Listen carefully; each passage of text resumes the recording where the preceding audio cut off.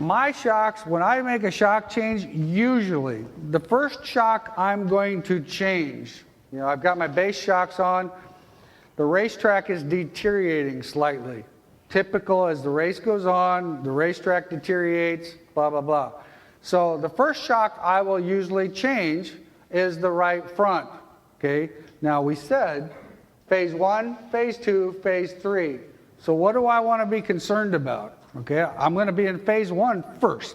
So I need to think that through. If I need some help on my race car, I'm going to start with the right front corner because it's the first one to enter the corner when they drop the green flag. So the right front, I would go maybe from my base to my slick. So I would go a little bit softer on compression. Reason I'm going softer on compression is because my lap speeds slowed down. We talked about weight transfer a little bit ago. I want the weight to transfer the same amount that it did when the racetrack was fast. But now the racetrack slowed down, so I have to help it. By helping it, I soften up the compression of my right front shock. That gets the car over, I get the amount of roll, I get the amount of weight transfer, and the car pivots through 1 and 2, or phase 1, just like what it should. Then, the next thing is, as it phases through here, now all of a sudden I need to make sure the racetrack is slicker. So I don't have the grip on my front tires. You don't have the grip on your rear tires because you can feel that with the throttle.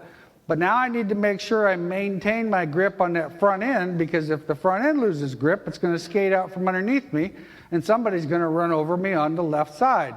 Well, that's not going to make me real happy. Plus the fact you're going to lose some spots. So now that's where we actually tie that car down a little bit more. We stiffen up the rebound a little bit so that the car stays where we want it to be, because it has to rotate around that right front tire in phase 1 and phase 2. Then depending on what type of racing you do is how it's going to affect phase 3.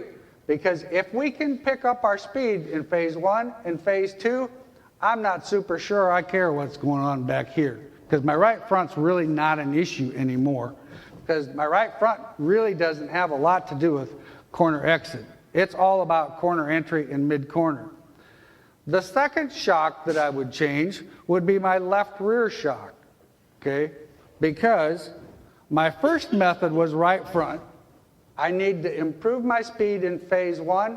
I need to improve my speed in phase 2.